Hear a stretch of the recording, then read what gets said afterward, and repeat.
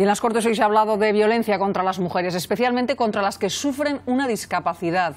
Varias asociaciones han explicado que tienen más dificultades todavía para denunciar y que a menudo su testimonio se pone en tela de juicio, sobre todo en los casos de discapacidad intelectual.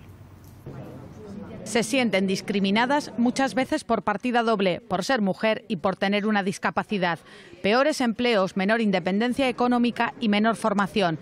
Y además se encuentran con que su testimonio a menudo no vale lo mismo.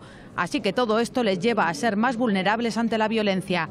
No solo la de sus parejas o exparejas, también la de cuidadores o el entorno familiar.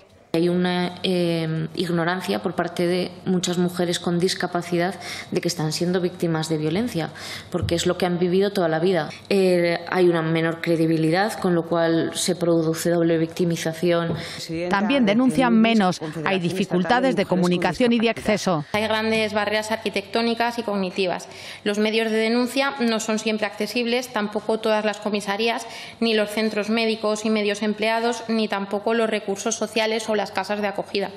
A esto hay que añadir que en muchas ocasiones existe una dependencia a nivel de asistencia. Y todo eso les hace más difícil salir del círculo de la violencia.